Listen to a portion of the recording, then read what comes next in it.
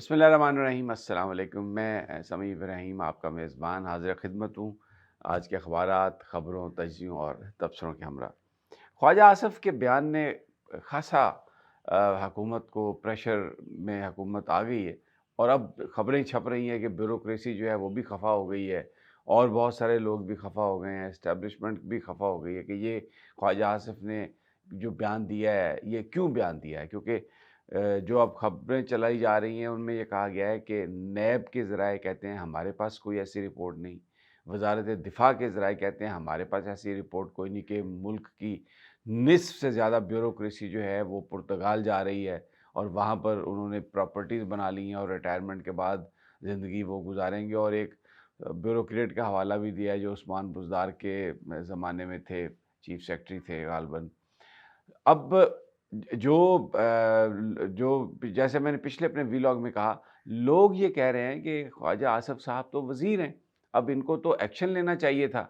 تو یہ کیوں اس طرح کی باتیں کر رہے ہیں۔ ایک بڑا سوال جو ہے، کیا کابینہ کے اندر کوئی لڑائی ہوئی ہے؟ دیکھیں، یہ بات سب کو پتہ ہے کہ کچھ عرصہ پہلے جو علیم خان صاحب جو وفاقی وزیر ہیں، ان کے حوالے سے تھا کہ ان کی مختلف وہ ہیں کیمپینز ہیں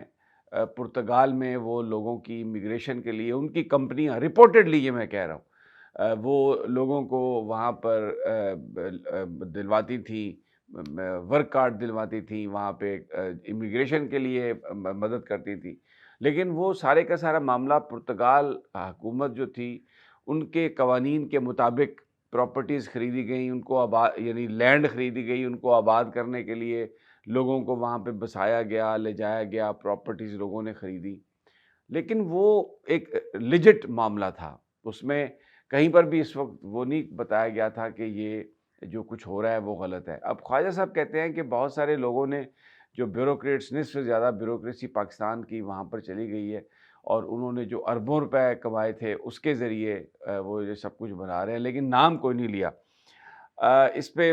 یہ خبریں آ رہی ہیں کہ خواجہ صاحب کی سرزنش بھی ہوئی ہے، اور ان کو اب بہت بڑے بڑے سوالات کا سامنا بھی ہے، اس لیے کہ جو میں نے پہلے کہا جیسے نیب ہے، ایجنسیز ہیں، بیوروکریسی ہے، وہ کہتے ہیں ہمارے پاس کوئی ایسی رپورٹ نہیں ہے جس کا خواجہ آصف صاحب نے ذکر کیا ہے۔ تو بہرحال یہ ایک جہاں سے دھواں اڑتا ہے وہاں پر کوئی نہ کوئی چیز، کوئی نہ کوئی آگ ضرور ہوتی ہے۔ تو یہ جو بیان آیا خواجہ صاحب کا، یہ اب اس کے جو نتائج ہیں انہی کو بھگتنا پڑیں گے، کیونکہ اس میں تو کوئی شک نہیں کہ بیوروکریسی مال بنا رہی ہے، لیکن وہ صرف سول بیوروکریسی نہیں، وہ ہر طرح کی بیوروکریسی مال بنا رہی ہے۔ مال جو ہے وہ صرف کوئی بیوروکریٹس نے نہیں بنایا، سیاستدانوں نے بھی بنایا، مال جرنیلوں نے بھی بنایا، اور وہاں پر آپ کو پتہ ہے یہ سارا جنرل باجوہ کے حوالے سے خبریں چلتی رہی ہیں کہ ان کی جتنی پراپرٹی ہے، بلکہ بہت سارے جو جرنلسٹ ہیں ان کے خلاف ایکشن بھی لیا گیا، کہ یہ کہا گیا کہ وہ خبریں جھوٹی ہیں۔ مجھے نہیں پتا کہ وہ خبریں جھوٹی ہیں، یہ سچی ہیں، میں نہ وہ کوئی کسی پر الزام لگا رہا ہوں، لیکن میں پھر یہ کہتا ہوں کہ جہاں پر دھواں اٹھتا ہے وہاں پر کچھ نہ کچھ تو ہوتا ہے، اور ایک بہترین طریقہ یہ ہوتا ہے کہ اگر کسی پر کوئی الزام لگے تو آپ اس کی تحقیقات کروا لیں۔ ماضی میں بھی اگر چاہے وہ سیاستدان ہیں، جرنیل ہیں، بیوروکریٹس ہیں، ان پر اگر کرپشن کے الزام لگے ہیں، کی ہوگی انہوں نے، لیکن جب تک کوئی انویسٹیگیشن ثابت نہ کرے، جب تک کوئی عدالت اس حوالے سے فیصلہ نہ کرے، ہم کسی پر کسی کو مورد الزام نہیں ٹھہرا سکتے، کیونکہ یہ قوانین اس بات کی اجازت نہیں دیتے۔ تو بہرحال ویری انٹرسٹنگ ہے کہ اب کیا ہوتا ہے آگے۔ کچھ لوگوں کا کہنا ہے کہ خواجہ صاحب کی جو رخصتی ہے نا اس کے دن قریب آ گئے ہیں، اور یہ جو لڑائی ہے یہ خاصی گمبھیر لڑائی ہے۔ دوسری امپورٹنٹ خبر یہ ہے کہ علامہ راجہ ناصر عباس کا جو لانگ مارچ ہے وہ کراچی سے شروع ہو گیا ہے، اور وہ بلوچستان میں جا رہے ہیں، مختلف جگہوں تک وہ جائیں گے، اور وہ احتجاج اس بات پر کر رہے ہیں کہ جو بائی روڈ زائرین کے عراق اور ایران جانے پر جو پابندی لگائی گئی ہے لا اینڈ آرڈر سچویشن کی وجہ سے، وہ اس کے خلاف ہیں۔ ان کا کہنا ہے کہ اس بذریعہ ایئر بہت سارے زائرین جو غریب ہیں، وہ ٹکٹ افورڈ نہیں کر سکتے، وہ نہیں جا سکتے۔ تو یہ حکومت کی ناکامی ہے۔ ان کا یہ کہنا ہے کہ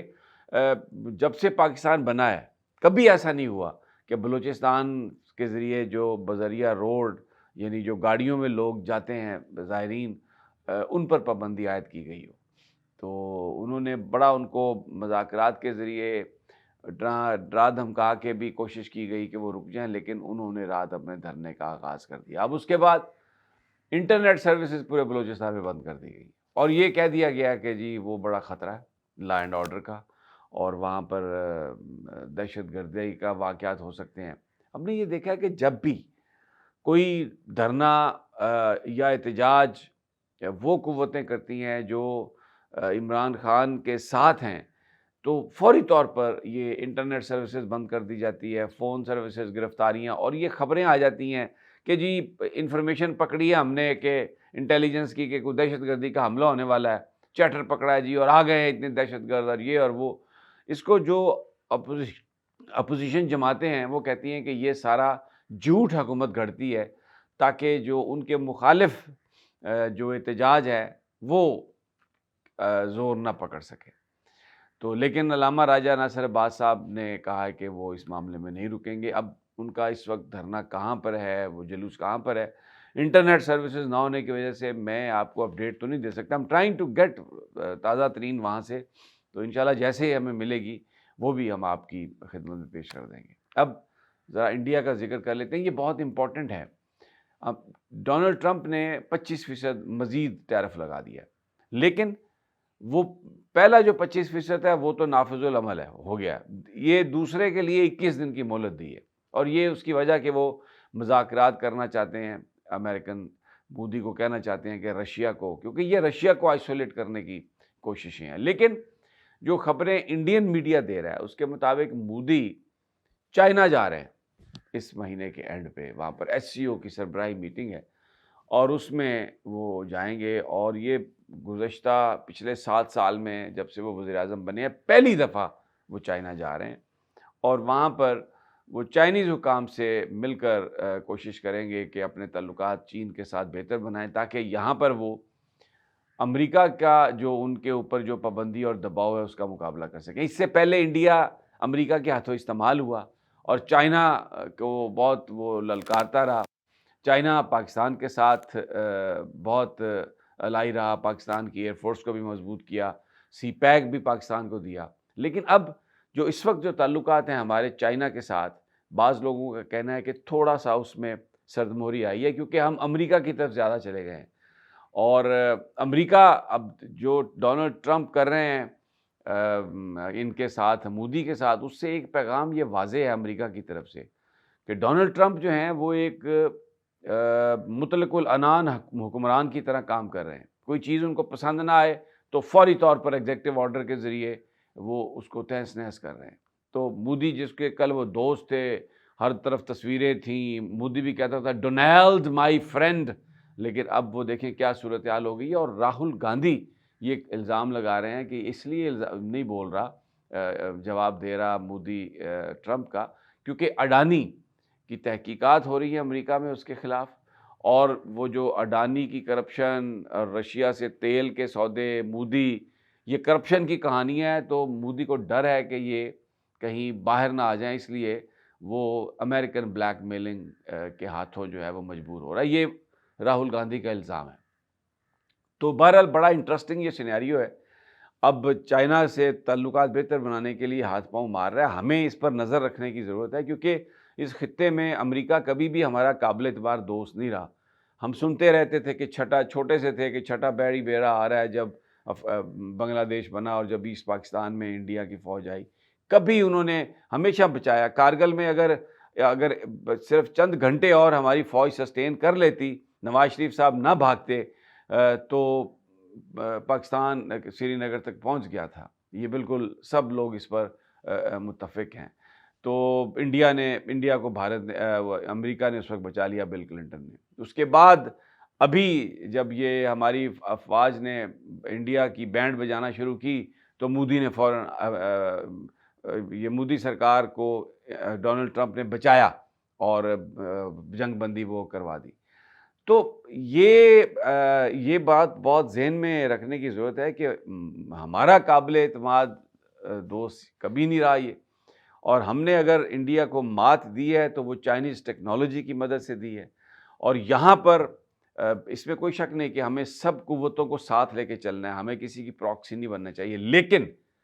چائنیز جو ہیں وہ ہمارے لیے بہت اہم ہیں۔ دیامر بھاشا ڈیم، دھاسو ڈیم، اور اس کے علاوہ بہت کچھ جو ہے، یہ جو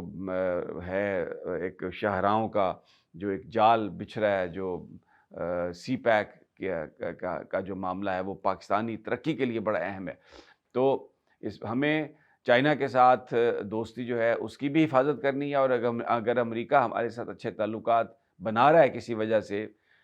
کسی بھی وجہ سے، تو ہمیں اس اپرچونٹی کو بھی ضائع نہیں کرنا چاہیے۔ تو ایک کڑا امتحان ہے، اور لیکن اس وقت وزیر خارجہ ہیں اپنا اسحاق ڈار صاحب، تو جال ساز حکومت، اور یہ میں یہ عرض کروں گا کہ یہ اس وزیر خارجہ کے بس کی بات تو نہیں لگتی کہ وہ اس چیلنج کے میں کوئی بڑا ڈیسائسو رول پلے کر سکیں گے پاکستان کے لیے۔ بہرحال اگلی ویڈیو تک اجازت، اللہ نگہبان۔